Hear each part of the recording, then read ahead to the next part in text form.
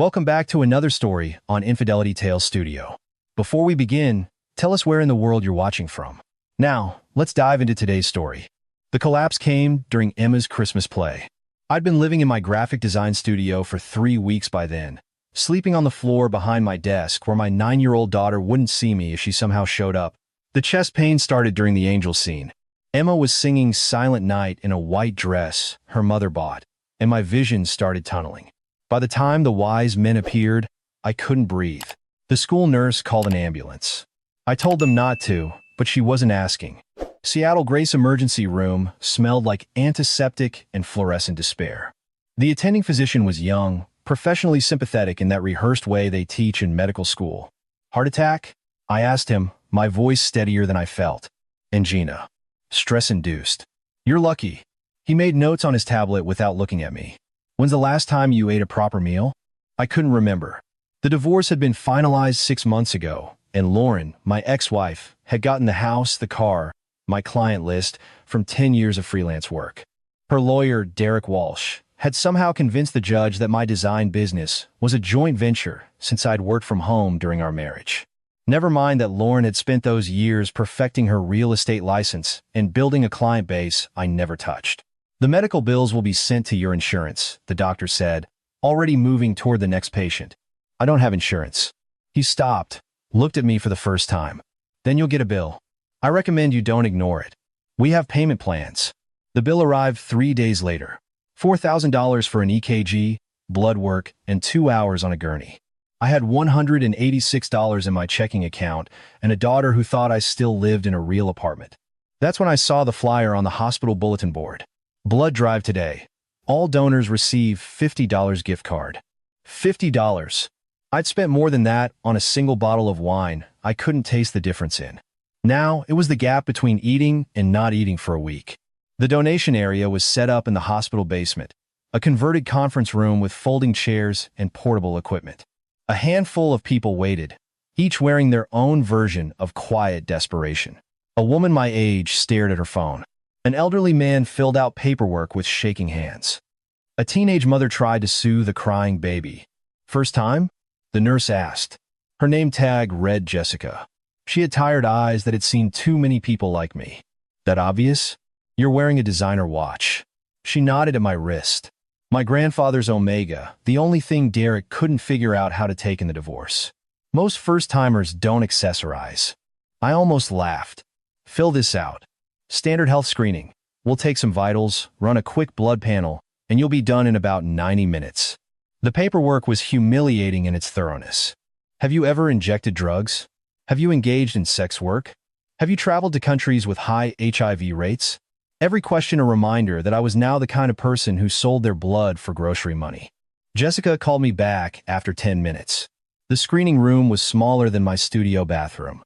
She took my blood pressure, checked my temperature, drew 3 vials of blood with practiced efficiency. So, what brings you in today? She asked, labeling the vials. Medical bills, I said simply. Her professional expression softened into something genuine. I hear that. Seattle's expensive. Used to be able to afford it. She looked at me for a moment, seemed about to say something, then didn't. Let me run these to the lab. Be right back. She wasn't. 20 minutes passed. Then 30. I watched other donors cycle through their chairs, tubes connected, extracting the only commodity I had left to sell. Jessica appeared in the doorway, spoke quietly with another nurse, both of them glancing at me. Then she disappeared again. When she returned, her face had changed completely. The color had drained from her cheeks, and she was gripping my file so hard her knuckles were white. Sir, she said carefully, I need you to stay right here. Don't leave. I need to call someone. What's wrong? Ice flooded my veins. HIV, hepatitis, something terminal swimming in my blood that would explain the chest pain, the exhaustion, the way my body felt like it was giving up. Nothing's wrong. Please, just wait. She practically ran to the office. Through the window, I saw her on the phone, gesturing urgently. 2 other staff members crowded around her computer screen, looking at something, then at me, then back at the screen. 30 minutes later, 2 women in professional attire pushed through the blood drive entrance like they owned the building. One was older, maybe 60, silver-haired and imposing in a charcoal suit. The other was younger, Asian, carrying a leather portfolio. The older woman's eyes found mine immediately. She crossed the room with purpose, stopped 3 feet from my chair, and stared at me with an expression I couldn't read. "Mr. Chen," she said, "my name is Dr. Patricia Huang. I'm the head of oncology at Pacific Northwest Cancer Research Institute." She gestured to her companion. "This is Linda Morrison, our legal counsel." Oncology. The word hit me like a fist. "I don't have cancer," I said. "The ER cleared me 3 days ago." "You don't have cancer," Dr. Huang confirmed, but sat down across from me anyway. "What you have is something we've been searching for since 2009. 15 years of research, thousands of blood samples, and we've never found what's in your bloodstream."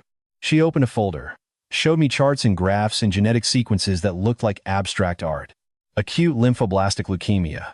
Do you know what that is?" I shook my head. "It's a blood cancer. Primarily affects children. Every year in the United States, about 3,000 kids are diagnosed. The survival rate has improved significantly, but there are still cases where nothing works. Chemotherapy fails, bone marrow transplants fail, the child dies." Dr. Huang's voice was steady, clinical, but something flickered behind her eyes. 15 years ago, my nephew was diagnosed at age 6. We tried everything. He died 8 months later. "I'm sorry," I managed. "Your blood, Mr. Chen, contains antibodies we've never seen before. A genetic mutation that produces proteins that specifically target and destroy leukemia cells, not just slow them down. Destroy them." She let that sink in. "We've run your sample 3 times. The results are consistent. You have something that could save thousands of children." The room felt too small suddenly. "I don't understand." Linda Morrison, the lawyer, leaned forward.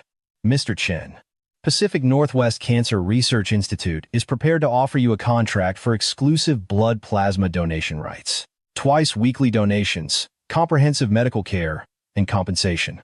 Dr. Huang interrupted. $20 million, $5 million signing bonus, $15 million paid over 7 years, plus royalties on any treatment we develop using your plasma. The number didn't process. I'd been calculating that morning whether I could afford both electricity and ramen this week. "Why?" I heard myself ask. "Because children are dying," Dr. Huang said simply. "Because in 15 years of research, you're the first person we've found with this specific mutation. Because I won't watch another parent bury their 6-year-old if I can prevent it." Linda slid a folder across the desk. "This is a preliminary agreement. You'll want your own attorney to review it, of course. You have 72 hours to decide." "Every day we delay," Dr. Huang added quietly, "children are dying. I'm not saying that to pressure you. I'm saying it because it's true." They gave me a business card, contact information, and a $50 Amazon gift card for my blood donation. I walked out of the hospital into Seattle rain, stood on the sidewalk, and tried to comprehend that my life had just changed. My phone rang. Sarah Kim, the only person who'd remained my friend through the divorce. She owned a small coffee shop 2 blocks from my studio, had been giving me free coffee and day-old pastries for 3 weeks while pretending she didn't know I was homeless. "Marcus, where are you? I've been calling." "Hospital," I said. The word felt surreal. "Blood drive. Jesus. Are you okay?" "Sarah, I need to tell you something. Can I come by? I'm closing in an hour." "Come to the back door." Her coffee shop, being there, was a small place tucked between a bookstore and a bike repair shop. Sarah had bought it 5 years ago with money from her parents, built it into a neighborhood fixture through sheer determination and excellent coffee. The back room smelled like espresso and cardamom. She took one look at my face and poured me something that wasn't on any menu. "Drink this. Then tell me what happened." I told her everything. The chest pain at Emma's play, the ER visit, the blood drive, Dr. Huang's offer. $20 million for something I didn't know I had. Sarah was quiet for a long time. Then she started laughing. Not cruel laughter. The kind of laughter that comes when reality becomes so absurd you can't process it any other way. "Lauren took everything," she finally said. "Left you with literally nothing, and it turns out the one thing she couldn't take is worth $20 million. "There's more," I said. "I need to ask you something. Anything. I need information about Lauren and Derek. Everything. Where they go, what they're doing, what they're planning. Can you help?" Sarah's expression shifted. "Marcus, What are you thinking? Lauren didn't just leave me, Sarah. She destroyed me.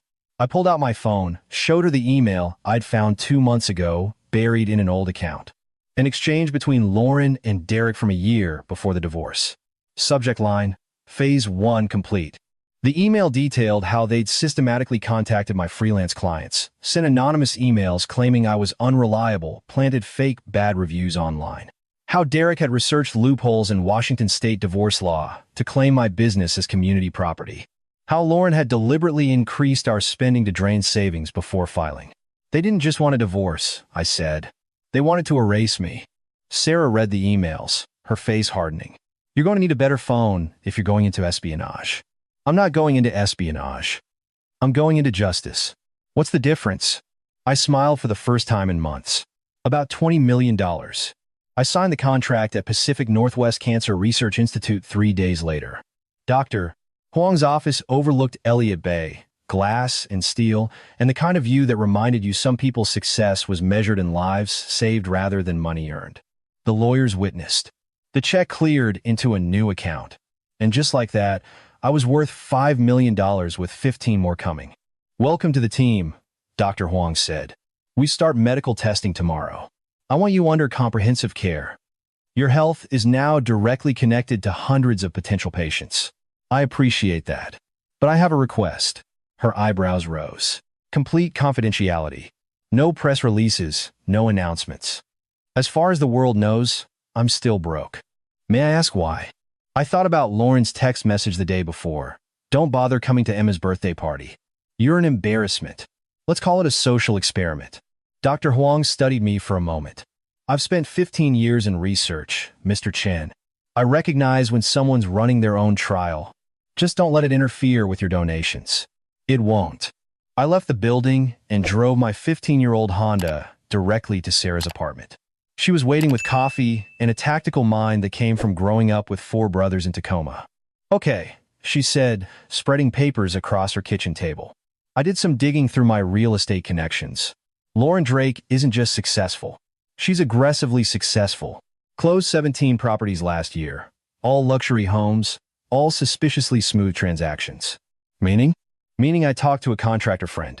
3 of those houses had significant problems that mysteriously didn't appear in inspection reports. Foundation issues. Mold. Electrical problems that could burn the place down, all covered up or unreported. That's fraud. That's a pattern. Sarah pulled up more documents. And Derek Walsh? Your ex-wife's lawyer and current boyfriend? He's got his own problems. The Washington State Bar Association has received 4 complaints about him in the past 2 years. Nothing stuck, but the complaints are there. Misuse of client funds, conflicts of interest, falsifying documents. How did you get this? I dated a paralegal once. She owed me a favor. I studied the documents. Months of Lauren and Derek's schemes, their calculated cruelty, all because they wanted what they wanted, and I was in the way. Here's what I don't understand, Sarah said. Why go this far? Derek's got money. Lauren's making good commissions.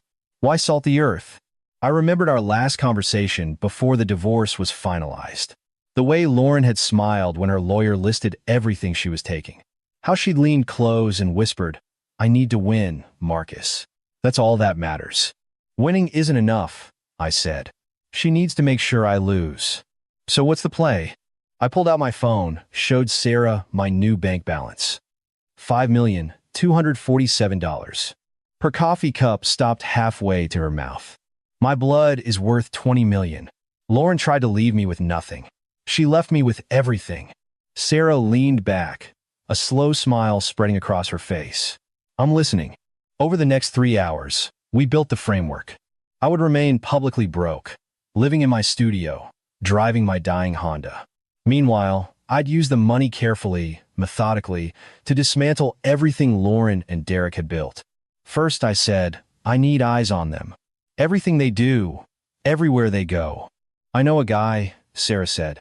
Former cop turned private investigator. Charges reasonable rates and doesn't ask unnecessary questions. Good. What else do we know about Derek's vulnerabilities? The bar complaints. And Sarah consulted her notes. There's something else. He's been buying property under LLC names. 3 condos in Capitol Hill, all rentals, all operating at a loss. I think he's laundering money or hiding assets. From who? His clients, maybe? His wife? He's married, by the way. Lauren doesn't know or doesn't care. Beautiful. What about Lauren's weak spots? She's expensive. Country club membership she can't really afford. Car payment on a Lexus that's stretching her budget. Shopping habit that requires consistent commissions. Sarah pulled up more documents. She's also obsessed with status. Every client review, every ranking, every recognition matters to her more than it should. So they need money constantly. And reputation. Take away either one, they spiral. Then we make both disappear. I stood, walked to Sarah's window. The rain had stopped, leaving Seattle washed clean and gleaming. We do this carefully. We do this legally. And we make them destroy themselves. The private investigator's name was Tom Martinez. Ex-SPD detective who'd retired early after a knee injury. Now made his living documenting what people wanted hidden. We met at a diner in Fremont, the kind of place where the coffee was bad, but nobody paid attention to quiet conversations. Your friend Sarah says you need surveillance, Tom said, sliding into the booth. He was 50s, graying, with the tired eyes of someone who'd seen too much and no longer judged. My ex-wife and her boyfriend. I need to know everything they do. How detailed. Every meeting, every transaction, every corner they cut, everything they think nobody sees. Tom pulled out a notebook. Names? I gave him the details. Lauren Drake, real estate agent at Prestige Properties. Derek Walsh, attorney at Walsh and Morrison Law. Currently involved, possibly planning something. What are they planning? That's what I need you to find out.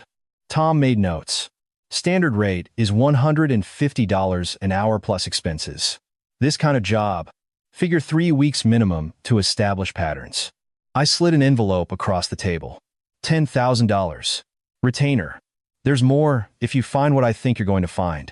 He didn't open it. What am I looking for? Fraud. Malpractice. Anything illegal or unethical. They destroyed my life. I need to know how, and I need evidence. Tom finally opened the envelope, counted the bills, looked at me with new assessment. Lot of money for a guy driving a Honda with a cracked windshield. Inheritance. I lied smoothly. Just came through. He pocketed the envelope. I'll call you in a week. Tom called in 4 days. We need to meet, he said. Now. I found him at the same diner, a laptop and a folder of photographs spread across the table. Your ex and her boyfriend aren't subtle, he started. 3 lunches at the Metropolitan Grill this week alone. Bottles of wine that cost more than my car payment. She's wearing jewelry I priced at roughly 40 grand. They're celebrating something. The photos showed Lauren and Derek at various locations. Country club. Expensive restaurants. In one image, Lauren wore a diamond necklace I'd never seen before. They're spending money they don't have yet, I observed. That's what I thought. Then I found this. Tom opened his laptop, showed me a document, real estate contract. Lauren selling Derek's downtown condo, the one he bought through an LLC, for $2.8 million. Buyer is an investment firm called Cascade Holdings. So, Cascade Holdings doesn't exist. It's a shell company registered 2 months ago. The business address is a UPS store in Bellevue. They're creating a fake sale to inflate Derek's assets and hide money from someone. His wife, probably, but maybe the IRS. The transaction hasn't closed yet, but when it does, that's textbook fraud. This is perfect. There's more. Tom pulled out another document. Remember those bar complaints against Derek? I dug deeper. One was from a client named Patricia Morrison. She claimed Derek took $50,000 from her trust fund to cover his own expenses, then falsified documents to cover it up. Did anything come of it? Bar Association investigated. Derek produced documents showing the withdrawal was authorized. Case closed. But I tracked down Patricia Morrison. She's 87, has moderate dementia, lives in a memory care facility in Kirkland. When I visited, she didn't remember Derek at all. Couldn't have authorized anything. Jesus. It gets better. The nursing home keeps detailed records of resident signatures. Patricia Morrison hasn't signed a legal document in 3 years. Her power of attorney is held by her daughter, who lives in California and had no idea about the trust fund withdrawal. So Derek forged an elderly client's signature to steal 50 grand. And the Bar Association believed him because he presented convincing paperwork. Can we prove it? I can get the daughter's testimony. I can get handwriting analysis. But here's the thing, Tom leaned forward. This isn't just one case. I found 2 other clients with similar patterns. Unexplained withdrawals, convenient paperwork, elderly or vulnerable clients who don't remember authorizing anything. Derek Walsh is a predator. He's a criminal. And your ex-wife knows. I have photos of her at his office, reviewing files, laughing about something while they look at bank statements. She's not just his girlfriend. She's his accomplice. Tom slid the folder across. Everything's documented. Photos, financial records, witness statements. What you do with it is your call. I sat back, feeling something cold and certain settle in my chest. How long until that fake real estate deal closes? 3 weeks, maybe 4. They need to wait for the buyer to secure financing. All fake, but it has to look legitimate. Then we have 3 weeks to build the rest of the case. The rest? I smiled. Derek's not the only one committing fraud. Lauren's real estate fraud was harder to prove, but Sarah's contractor friend came through. The house on Mercer Island, he told us over beers at a bar in Ballard. Sold it 8 months ago for $1.9 million. Beautiful place, waterfront, looked perfect. Then, the new owner started renovations and found black mold throughout the crawl space. Thousands of dollars in damage that should have been disclosed. Was Lauren the seller's agent? Buyer's agent. Which means she had a legal responsibility to inform her clients about problems found during inspection. He pulled out documents. Here's the inspection report. Clearly notes moisture issues and recommends mold testing. Here's the final sale paperwork. No mention of mold at all. She buried it. She told her clients the inspector was overly cautious. Convinced them to waive the mold testing to close faster. Buyers trusted her. That's fraud. That's her pattern. I talked to 2 other contractors. Same thing. Problems found. Problems hidden. Sales closed. Lauren collected commission. Can your sources testify? For the right reason? Yeah. We're tired of seeing good people get screwed by agents who care more about commissions than clients. Over the next 2 weeks, the pieces fell into place. Tom documented Derek's meetings with shady clients. Sarah's contractor friends provided statements about Lauren's systematic fraud. I hired a forensic accountant who traced the shell companies, the fake transactions, the money laundering that had been hiding in plain sight. The trap was nearly ready. I just needed the right moment to spring it. That moment came when Emma's school called. Mr. Chen, this is Principal Williams. I wanted to let you know that Emma's friend, Sophie, has been diagnosed with acute lymphoblastic leukemia. The school is organizing a fundraiser for her family's medical expenses. Sophie, the girl who'd slept over at our house a dozen times, who called me Mr. M because she couldn't pronounce Chen when she was 5. How bad is it? I asked. Bad enough that they're looking at experimental treatments. The costs are overwhelming. I hung up and called Dr. Huang immediately. The little girl, Sophie Martinez, I said. Emma's classmate. Can we help her? We're in FDA trials now, Dr. Huang said carefully. We can't promise anything, but if her parents agree, we can see if she qualifies for the study. Make it happen. 3 days later, Sophie became the first patient in the treatment trial. Her parents signed forms with shaking hands, clinging to hope measured in my antibodies. Dr. Huang pulled me aside after. The preliminary tests look promising, she said quietly. We're seeing cellular response we didn't expect this early. Marcus, this might actually work. That night, I sat in my studio and thought about the trajectory of my life. 6 months ago, I'd been a moderately successful designer with a failing marriage. Now I was homeless, wealthy, and somehow connected to a medical breakthrough that might save children's lives. My phone buzzed. Sarah. Tom just sent photos. Lauren and Derek are at Canlis. That's a $400 bottle of wine they're drinking. They're celebrating something big. I looked at the calendar. The fake real estate deal was closing in 3 days. Time to move. I called the Washington State Bar Association first. Laid out Derek's fraud methodically, provided evidence, connected them with Patricia Morrison's daughter. The investigator I spoke with was initially skeptical, then increasingly concerned as I walked through the documentation. We'll open an investigation immediately, she said. Next, I contacted the Department of Revenue with evidence of the shell companies and tax fraud. Then I sent a detailed complaint to the Real Estate Commission about Lauren's systematic disclosure violations, complete with contractor statements and buyer testimonies. Finally, I hired an attorney, a woman named Jennifer Park, who specialized in white-collar crime and had a reputation for being absolutely merciless.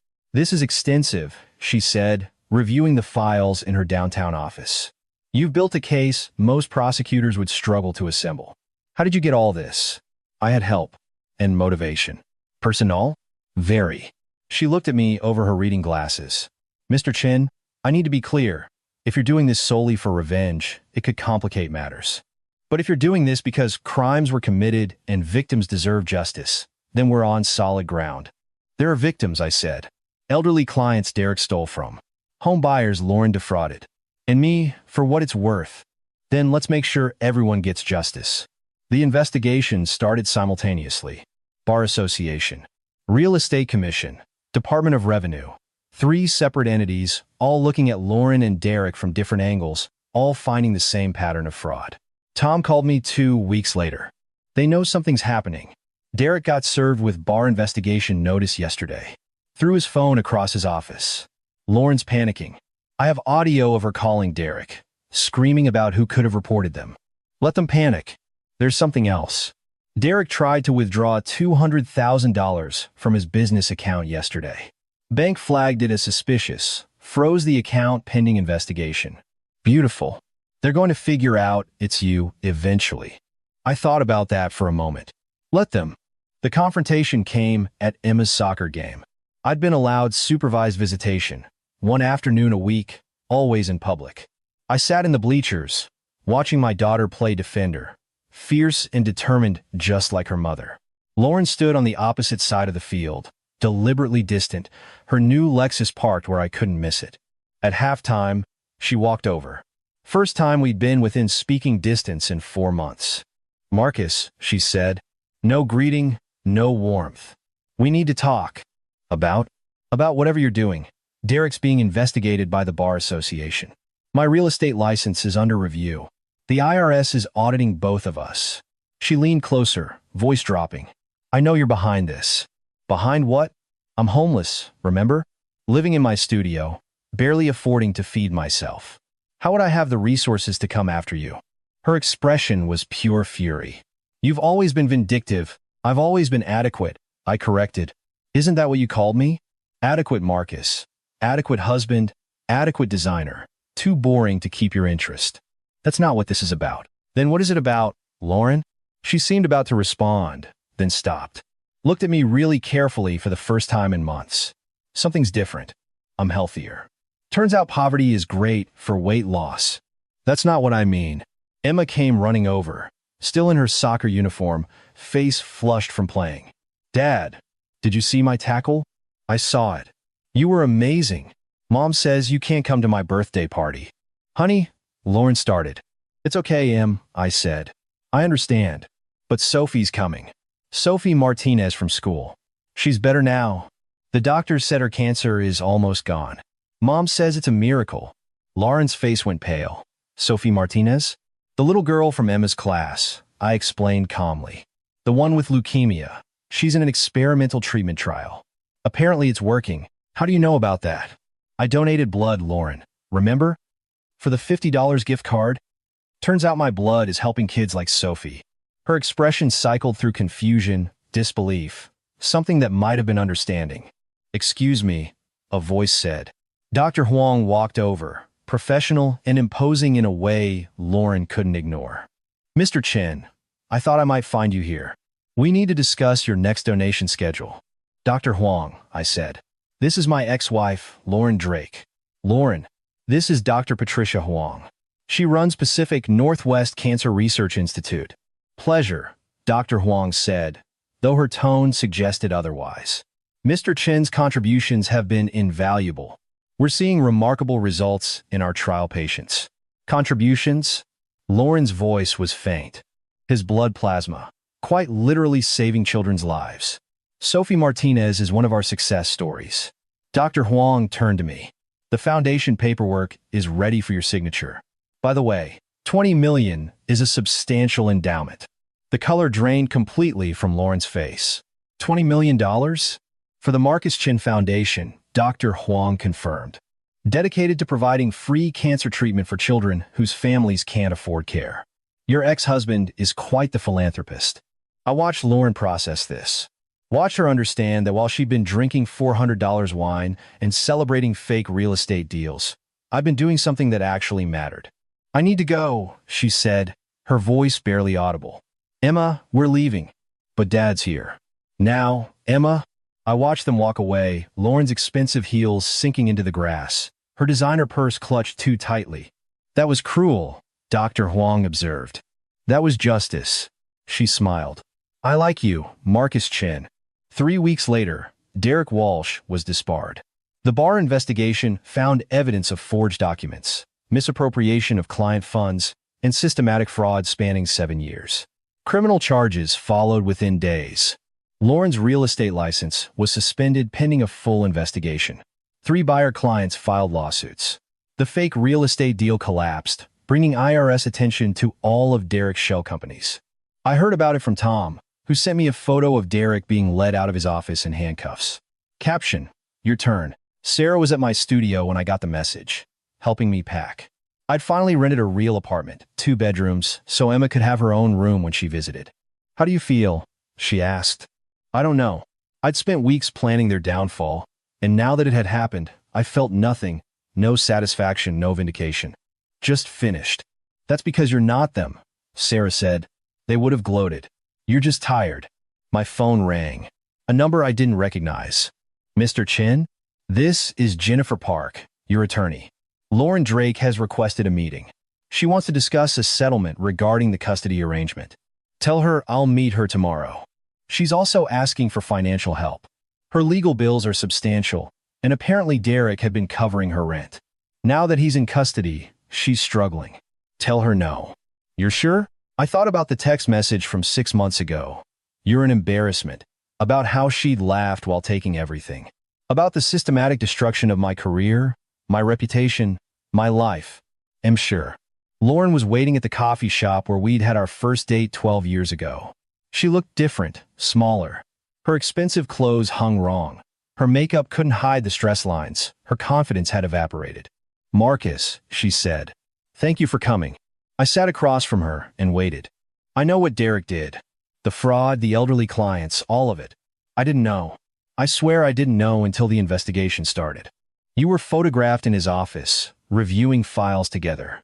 She couldn't meet my eyes. I knew some things. Not everything. You knew enough. She was quiet for a long moment. Then, I need help. You need money. Yes. The lawsuits, the legal fees, my rent, everything's falling apart. I know I don't deserve to ask, but you were always kind. Always generous. Maybe we could work something out. Loan, arrangement, something. When you called me 6 months ago, you told me I'd die alone and broke. I was angry. You were honest. You meant every word. You spent a year planning how to destroy me. You and Derek systematically ruined my career. Took everything I owned. Kept me from my daughter. You called it winning. I made mistakes. You made choices. Big difference. I leaned forward. Did you know I was living in my studio? That I was homeless while you were drinking $400 bottles of wine with Derek? Her tears started then. I'm sorry. No, you're not. You're desperate. You're scared. You're facing consequences for the first time in your life. That's not the same as being sorry. Please, Marcus. I'll lose everything. Good. I stood to leave. Now you know what it feels like. She grabbed my arm. Emma needs her mother. You can't let me lose my daughter too. I looked at her hand on my arm, then at her face. For 12 years, I'd loved this woman, built a life with her, and she destroyed it all for money and the thrill of watching me suffer. Emma needs a mother who makes good choices, I said, pulling my arm free. Maybe losing everything will teach you how.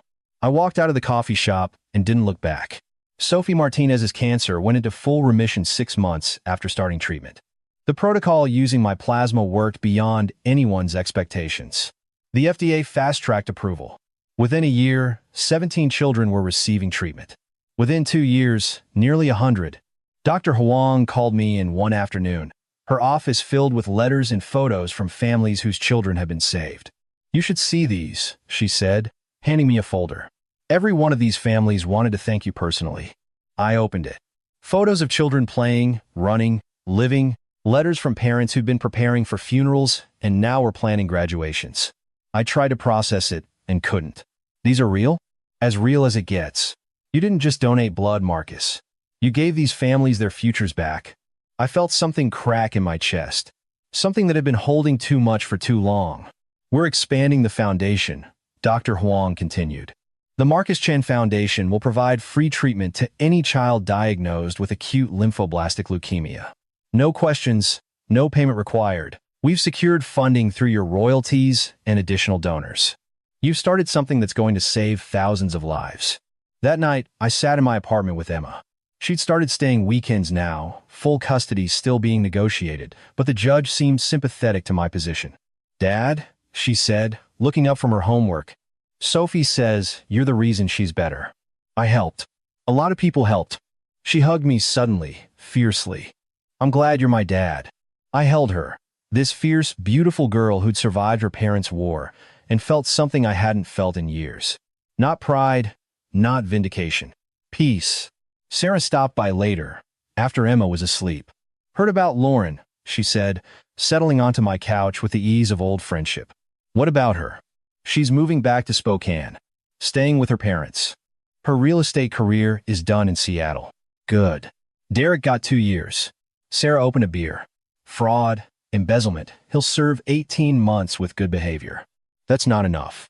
"No, but it's something." She looked at me carefully. "How are you doing with all of this?" I thought about the question, about Lauren's face, when she realized I had won, about Derek in handcuffs, about the children whose lives I'd saved without trying. "I'm not the same person I was a year ago," I finally said. "Is that good or bad?" "I don't know. I lost everything. Found something worth more than everything. Watch people I love destroy themselves. Help save lives I'll never meet. I'm not sure what that makes me." "Human," Sarah said. "It makes you human." I won the custody case in March. Full custody, with Lauren getting supervised visitation once a month. The judge's decision was based on her legal troubles and inability to provide stable housing. My $20 million foundation probably didn't hurt. Dr. Huang threw a small party at the Research Institute. 50 families whose children had been treated.